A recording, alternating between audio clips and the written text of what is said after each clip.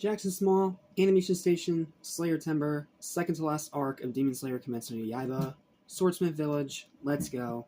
No time wasting. Because we have a lot to talk about once again. All the remaining Upper Kizuki meet in the Infinity Castle to discuss their next move. Muzan laments on Kitaro's death, angered by the failure of the others to do anything that he asks of them. And Muzan warns them to stop being more urgent and kill as many as possible, or he will kill them. A flashback shows how Tanjiro was given his sun breather earrings by another swordsmith, by another sword wielder, even though Tanjiro himself is just a charcoal burner, but it's a whole complicated thing. It's probably going to get explained more in the next arc. Then Tanjiro wakes up in the Butterfly Mansion again, having been asleep for 2 months following his battle at the Entertainment District. Aoi, Kanao, and the rest of the girls visit Tanjiro in his room to make sure he's okay as he wakes up. And Inosuke visits as well, revealing that he's been hanging on the ceiling above them all for an hour. Well, for like 3 days. It's pretty funny. Inosuke being Inosuke. A week later, Tanjiro is back on his feet as Zenitsu and Inosuke return to work, and that is the last we see of them in this arc. Yeah, after having multiple arcs of Tanjiro being accompanied by Inosuke and Zenitsu, now they're going to go off on their own demon adventures, and Tanjiro is going to be on his own, pretty much. Even though he will be with Hashira, but still. He doesn't have his two comrades by his side this time. Which also does up the stakes a bit. Tanjiro then returns to rehabilitation training yet again, and determined to continue to get stronger. Tanjiro's swordsmith finally gives up on him, leaving him without a sword, according to his letter. Then suggested by his admirers, which is what I'm going to call the three little girls in the Butterfly Mansion, because I don't remember their names. Tanjiro is taken by multiple Kakashi to Swordsmith Village. Yes, we go straight to the village where the swords of the Slayers are made. After a brief talk with village leader Tekken, however you pronounce that, the guy that's voiced by Master Roshi, Tanjiro is led to the hot springs, and is immediately met there by Mitsuri. Yes, Mitsuri's in this arc. After Mitsuri cries about not being said hi to, both of them end up finding Genya there, having lost a tooth. Yes, Genya is the replacement for Inosuke in this arc. Genya reprimands Tanjiro and leaves, leaving him disappointed they can't bond in their nakedness. Which, according to Zach Aguilar himself, is his favorite line he's ever says Tanjiro. I can't blame him, it's a pretty funny line. Then Mitsuru confesses to Tanjiro that she joined the court to find a man to marry. Kind of fits her character the more you think about it. And then the two part ways for now, as Nezuko adorably hugs her goodbye, and she tells Tanjiro of a hidden weapon that's hidden in the village. Tanjiro sets out the next morning to find this hidden weapon, with Nezuko tagging along in her box as per usual. Tanjiro then ends up stumbling across Muchiro and the man from his dream, ending episode 45. And Muchiro is the Miss Hashira that we've actually already met in the rehabilitation training arc. So, nothing new there. But it is revealed later that the man is actually just a mechanical doll that's being used for training. Nin number 11, yes, the Nin return in this season, even though they're called something else, but I'm calling them Nin for the sake of simplicity. Shows Inosuke telling everyone how long he's been on the ceiling. Which is, again, pretty funny. Tanjiro tries to interfere, but only for Muchiro to put him on the ground with a single chop. Then Tanjiro gets back up and tries to stand up for the young smith that he's defending, who we later find out is named Kotetsu, only to be knocked out completely. Tanjiro wakes up to learning Muchiro, however you pronounce that, got what he wanted, but is thanked by the young smith.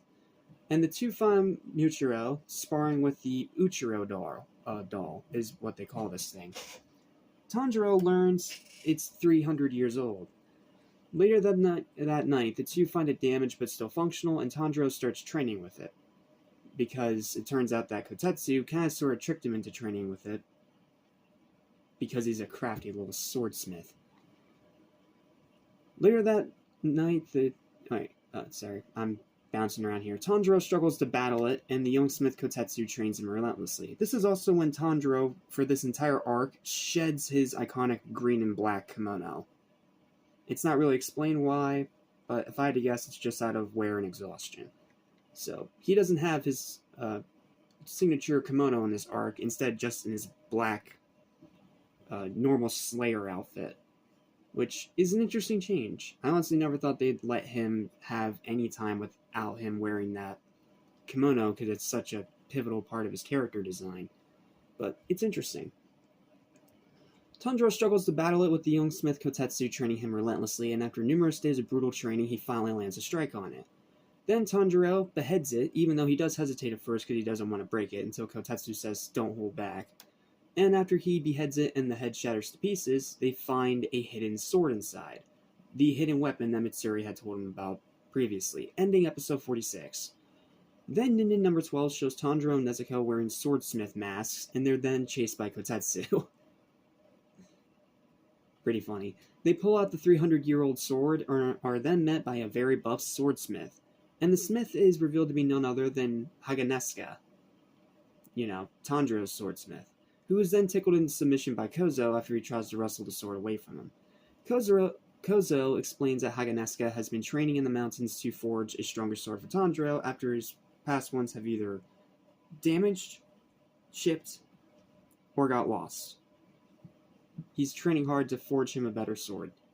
Haganeska vows to restore this ancient sword back to its usable state, and he gives Tanjiro a spare one for the time being, allowing him to still fight. So he still gets a Nichirin sword, but it's a spare and it's not meant to be permanent. Which also explains when the sword changes why it's immediately abandoned after this arc. Then moving forward, Tanjiro and Kozo return to the village, and Tanjiro tries to continuously make pleasantries with Genya, only to be immediately kicked out of the room.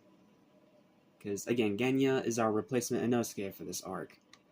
Tanjiro then braids Nezuko's hair, planning to invite Genya to breakfast the next morning, and lamenting about how difficult tying and braiding hair is. And it turns out he was braiding the hair because Nezuko wanted her hair to be exactly like Mitsuri's. Is there any moment in this show when Nezuko is not being absolutely adorable in between the battles? Like, seriously, she is so freaking cute. The Upper Kizuki Gyoko murders a smith during the night. Not any of the main smiths, just a random villager. Revealing that demons have in fact found the village, even though it's never explained how. That is one of my only big problems with this arc, that they did not explain something that would very much needed explaining.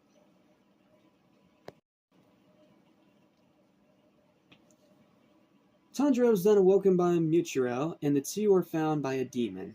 And this demon, as well as the other demon, there are two demons in this arc, and both of them are members of the Upper Kizuki, showing how much higher and dire the stakes are getting in this show. And the demon that they are found by is named... what was his name?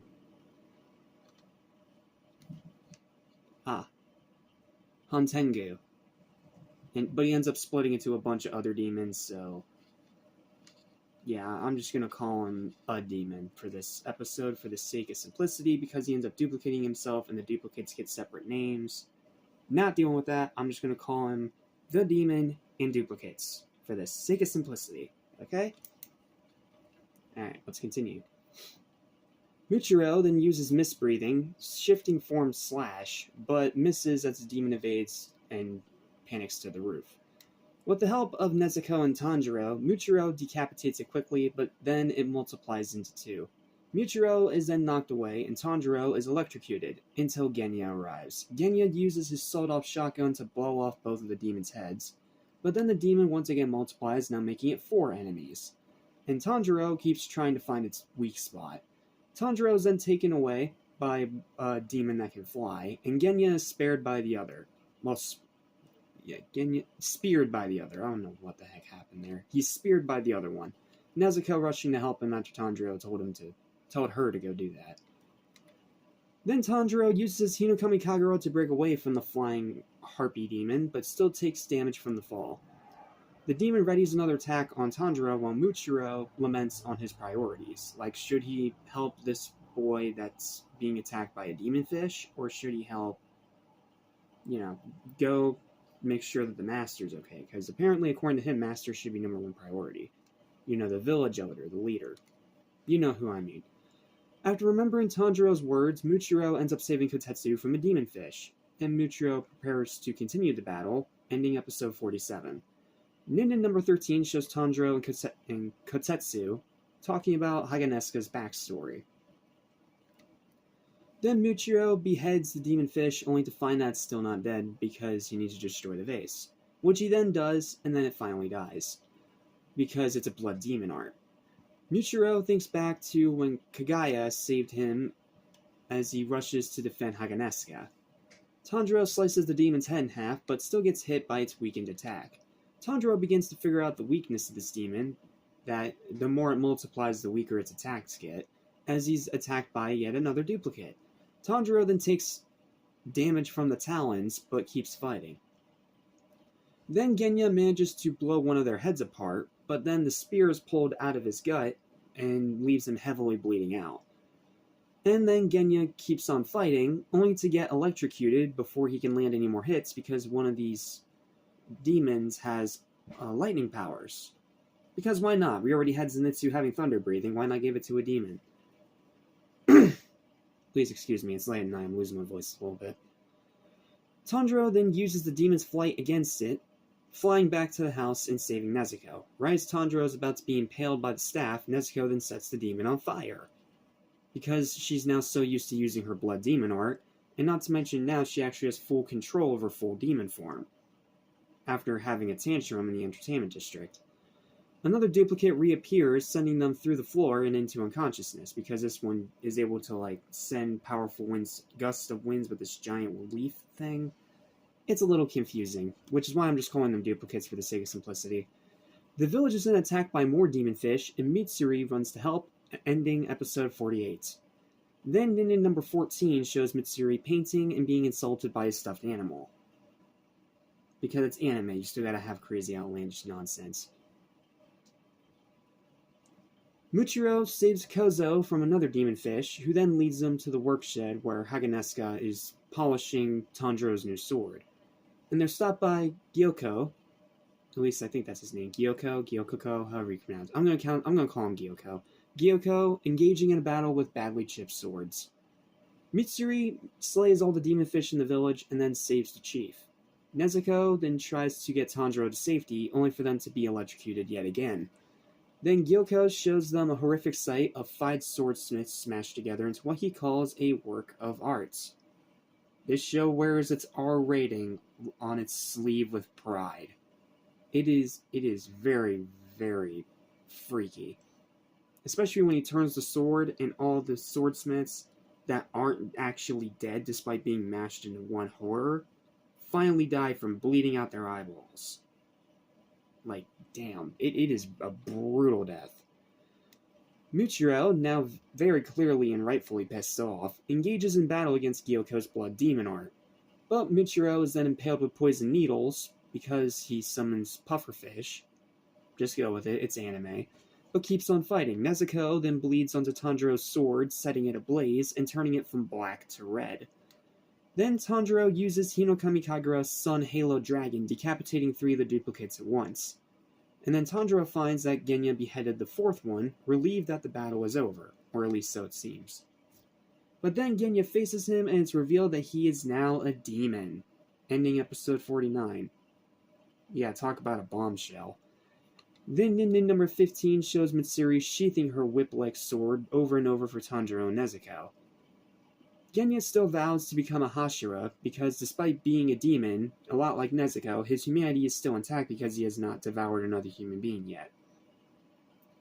Tanjiro realizes that there is a 5th demon and tracks down scent, Nezuko and Genya distracting the others.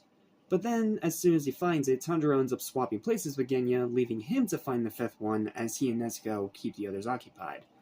Genya finds the 5th demon, duplicate thing, only to find out it's tiny and hard to shoot as he chases it, making him very, very angry. And then when Genya finally gets a good shot on its neck, his blade immediately snaps, pissing him off even more as he struggles to kill this thing. As he's about to die from getting impaled by another duplicate, Genya thinks back to his past and how he lost his entire family except Senemi, because he had gone out to find his mother, but the mother came back as a demon and killed everyone, so Senemi had to kill the mother. Yeah, it's normal Demon Slayer, and it's very, very fucked up. Tanjiro then saves and vows to protect him as he keeps trying to end the 5th demon. Then Genya takes the blunt of another attack, yelling at Tanjiro to kill while he guards, despite having multiple holes in his body, but since he's a demon now, he can regenerate, so he's right for doing what he did.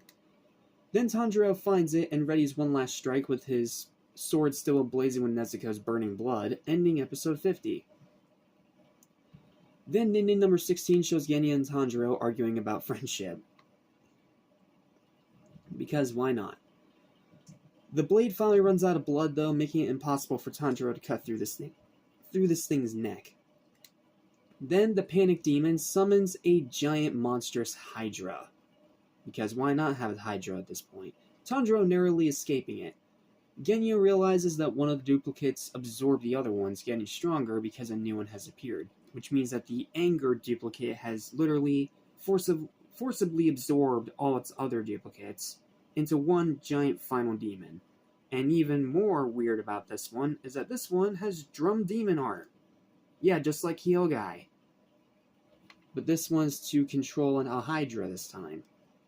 Either they ran out of ideas or they wanted to make a cute little throwback to one of their earlier villains. I don't know.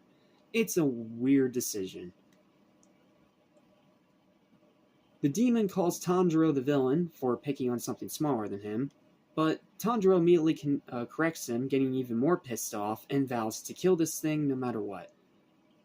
Then Haganeska and Kozo are attacked by Gyoko, because in between all this, Muchiro ended up getting caught in this blood demon art water pot thing that's slowly drowning him. But even as he's being attacked and having multiple slashes and blood oozing out of his body, Haganeska continues to polish and not even pay any attention to the demon. As Muchiro accepts death, he then ends up arguing with Tanjiro's spirit about his circumstances. Because the thing with Muchiro in this arc is that he has struggled to regain his memories since his own demon attack. Like way back when, the one that killed his brother that we learn about here. Which is interesting. It's a very interesting thing to throw into this arc. And it gives a character that seems very flat and rudimentary a little bit more, a little bit more depth. Which is always nice to see in a show like this, especially in anime. Moving on now. Kotetsu is then gravely injured by another smaller demon fish, but even as he's falling to the ground, he manages to feed air bubbles to Muchiro, which gives him the breath that he needs to finally free himself from this water pot, which ends episode 51. Then Nin number 17 shows Haganeska's mountain training. As Muchiro is about to die by more demon fish, he regains his lost memories of his family and how they died, and how his brother was so cold and harsh on him, and then how the brother sacrificed himself to protect him from a demon, and how this inner rage inside of Muchiro ended up waking up after seeing his brother dead, and he absolutely just annihilated this demon that attacked him and his brother. Like, damn, I can't even try to describe to you in words what he did to him. I'll just say that crushing his head with a rock is the least of the crazy things that he did to this thing. Like, it is nuts. It is absolutely nuts. Muchiro then destroys the fish, awakening his ancestral marks as he fights Gyoko again. Muchiro is then given a new sword thanks to Kozo, turning the tide of battle, as Kozo had used the notes given from his previous swordsmith, who had died a bit while back from heart disease and old age. And Muchiro begins to overwhelm Gyoko now that he's armed with a fresh sword that's not chipped and way more powerful than his previous one, ending episode 52. Then Nin number 18 shows Tanjiro and Nezuko giving Mitsuri a birthday party. Because why not? Because these Nins are not connected to the plot at all. Why not do the most outlandish, goofy thing possible? Then Gyoko transforms into his final form, shedding his skin and becoming like a weird mix between a mermaid, a hydra, and a scaly Aquaman Atlantis thing. I don't know, it's weird. But Muchiro is unfazed by it, and after a little bit more fighting, Muchiro then unleashes his silent inner rage, enshrouding the entire area in mist, and finally decapitating Gyoko. Then Gyoko's head tries to insult Muchiro, only to get the future Trunks treatment by being diced to shreds as he dies. So for the first time, a demon's not actually shown any mercy as it's killed. And also, we don't see the backstory of this particular demon, so we feel even less bad. So it's the first time in the series where a demon actually deserved to die. And you feel no sympathy. Which is interesting that this show took this long to do that, but it's cool. Then Kotetsu reveals that Tanjiro's guard avoided grave injury when he got stabbed in the belly earlier, but he is bleeding heavily from his arm. Then Kotetsu also tells him that it's the guard that Tanjiro wants to have on his new sword to honor Rengoku. Then Muchiro passes out from his injuries and is comforted by his family in the afterlife. But he does not die. Let me say that. He doesn't die. He's just comforted for a brief moment in his dream state. Tanjiro then continues to struggle against the Hydra, once again on the verge of death, until Mitsuri appears, decimating one of the Hydra's heads and saving Tanjiro before he's crushed by its neck.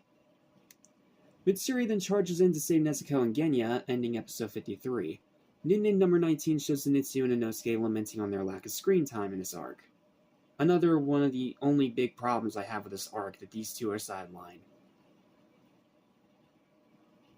Mitsuri then uses her love breathing to combat the Hydra, but takes the full blunt of the main attack, which knocks her unconscious. And as she's unconscious, Mitsuri thinks back to everything that she's been through, such as how she got her hair, her weird inhuman strength even as a young child, and how she tried to change herself to, get what she wanted. But it turned out that that was not how it was supposed to be, and she ended up joining the Demon Slayer Corps, and then she was accepted by the Demon Slayer Corps and became a Hashira, and made friends, and was finally accepted for who she really is. Nice that she found a place where she can actually just be herself. She then comes to as Tanjiro, Nezuko, and Genya save her at the last second from having her skull pulverized.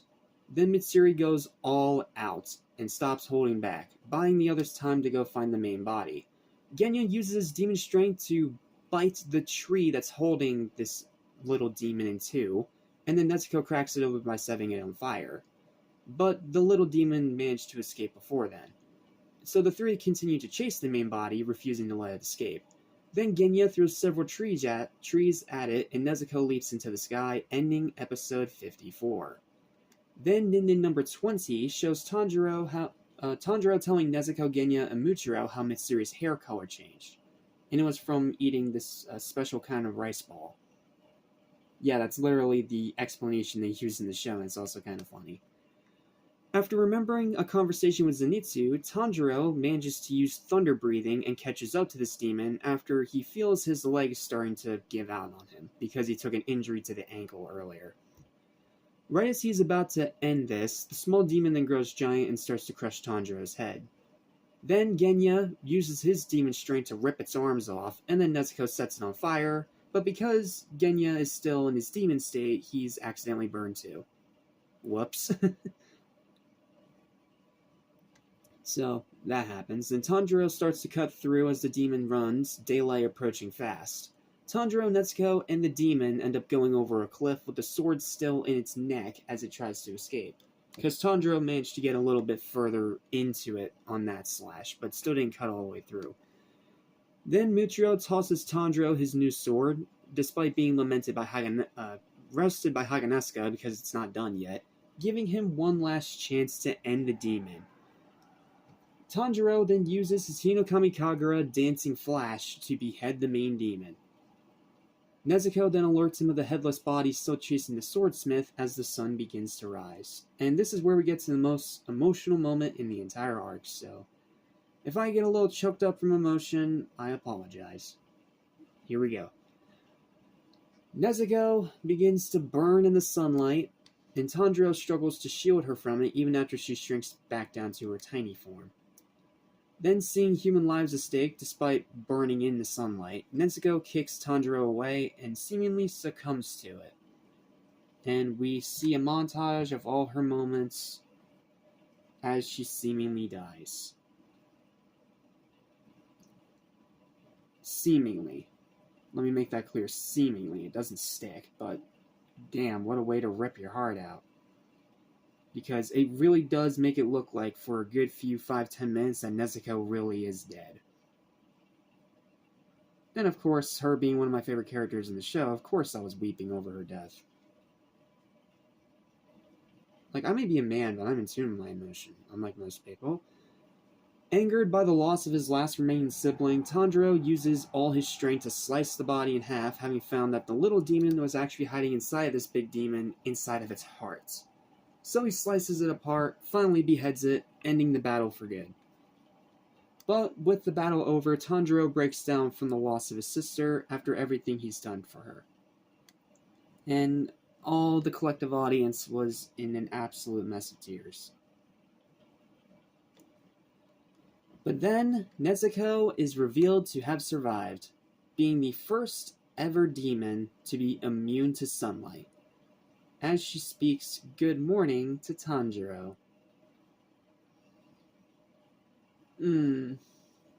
Gets you right in the feels, because not only did she survive, but now she can speak. Gets you right in the feels, man. Gets you right in the feels.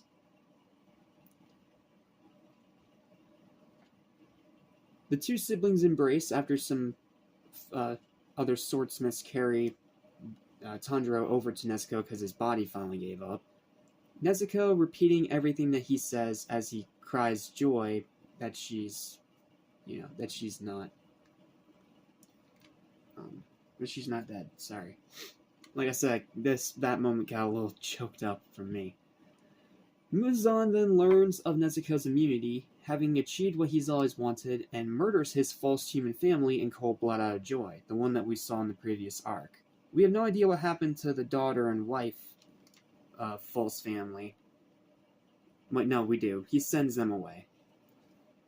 And it's not said whether or not he kills them later, but then he ends up posing as a young boy, and out of pure joy from finally creating a demon that is immune to the sunlight, he brutally and viciously murders his false family in cold blood. All of them. Out of pure joy. And then he reminisces to 1,000 years ago, when he was still somewhat human, and how he killed his doctor, and how this medicine that the doctor gave him didn't affect him until the doctor was already killed, and it's what made him into a powerful demon. And how he continued to kill more and more people as he continued to find this blue spider lily that he was talking about in the previous 2 arcs. I didn't really mention it until now because it seemed like more of a background detail, but now it's more of a main thing. Because he said that is the one thing that he can remember was in the experimental medicine that he was given by the doctor before he murdered him. So, he was looking all this time for this thing, but now seeing that Nezuko is immune to sunlight, and the first ever demon to be immune to sunlight, he instead now vows to devour Nezuko and beat that cursed sunlight forever, and become the most immortal, powerful demon king. You've seen this kind of crap before. Then once he's conscious again, Muchiro thanks Tanjiro for restoring his memories, as in Tanjiro regains consciousness because he ended up passing out from his injuries, as Genya also turns human again. I guess he can just switch between his 2 forms. It's not explained. I assume it's going to be explained in the next arc, so I won't dwell on it too much. Then Tanjiro and Nezuko end up being chased by Haganesuka because he thinks that the sword is damaged again, and obviously he's pissed off because of it, but unaware that Kozu's telling him that the new sword is undamaged as he gets chased. Then Mitsuri hugs Genya and Mushiro as she rejoins them, and then she's surprised seeing Nezuko's sunlight immunity, because, again, she's the first ever demon to ever actually be immune to sunlight. That's a big thing. Then Mitsuri hugs Tanjiro and Nezuko, happy that they're safe and still alive. And then Tamio is in this arc for a brief moment, writes a letter to Tanjiro explaining how Nezuko's blood was so extraordinary, and how she had predicted that she was going to become immune to sunlight because of what she learned from her research. Not to mention that her blood was also used on this passerby, the guy that got turned into a demon by Muzan at the beginning of the Asakusa arc, but now is a tamed demon who only needs a little bit of blood. So now he can somewhat live a normal life because his wife also survived the bite. So with just a little bit of blood a day, they can survive, which is nice to see that Nezuko's blood actually did help save civilians. Then Tanjiro gives his thanks and farewells as more Kakashi arrive to cart him back to the Butterfly Mansion. And right as he's nose plugged and blindfolded again, as he was at the beginning of the arc, because they try to keep this location secret, even though it didn't work because they got infiltrated by 2 Upper Kizuki, but whatever. They then remove them because Tanjiro is then given a hero's farewell by the villagers as he leaves. Ending episode 55 and the arc.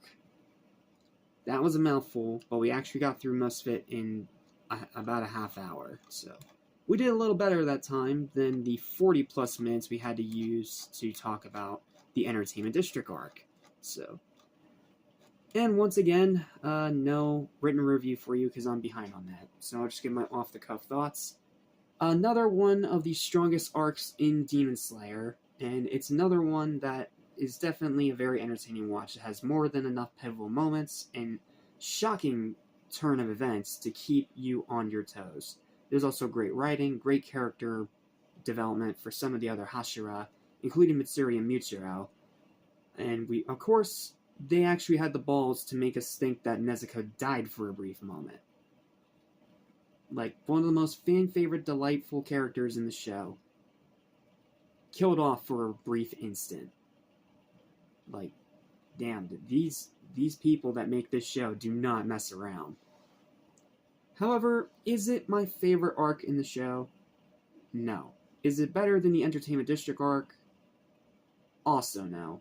Because there's still some plot holes, there's still some things that they didn't explain, and there is a tiny bit of filler, and they do drag the fights out a little more since, this one demon splits into multiple duplicates, which just really drags the battle out. As engaging as it is, it does go on for way too long.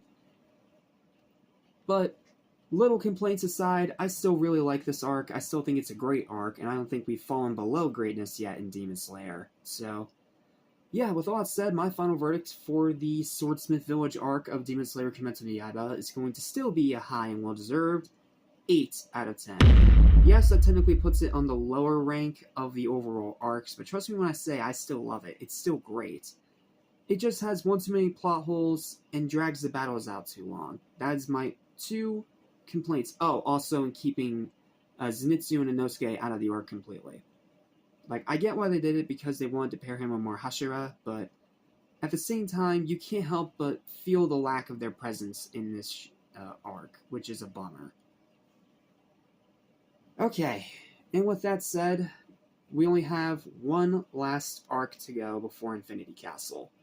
And I'm sorry I couldn't get through all of this in time for Infinity Castle, but it has been a very long journey, to say the very least. But we are almost caught up, and we are almost fully done with Demon Slayer. So, thank you so much for watching. I hope you've enjoyed this entire journey. I've had an amazing time watching this show, and especially these post-Mugen Train arcs for the first time. Seeing everything transpire and how it's all going to be leading into Infinity Castle. And we only have one arc left, and thankfully it is shorter than these past 2 arcs have been. It's not 11 episodes long, it's only 8. So, join me next time as we take a look at the final arc of the Demon Slayer anime, and the final season of the Demon Slayer anime. Yeah, because after this, the separate arcs just ended up becoming seasons. Oh, also one other thing I should point out, the opening in this arc is way better than the one in Entertainment District. Like, way better. I love its more rock and metal feel. It's a way better opening than the one in the last arc. The opening 2, sucked. Opening 3 is great. Not as great as opening 1, but it's pretty dang close. It's a great opening. Okay, I better stop now before I end up rambling and making this into 40 minutes long. So thank you guys so much for watching. And I'll see you guys next time when we finish off the Demon Slayer anime with the Hashira training arc. One that many people have been absolutely dumping all over since it came out, but I don't know. Maybe I'm going to be that guy that says differently. Is it really a 4 out of 10 arc as so many claim, or is it actually great and people are just review bombing it for no reason? We'll find out next time. Until then, thanks for watching, keep slaying, and I'll see you when we conclude the Demon Slayer anime with its 4th and final season, the Hashira training arc.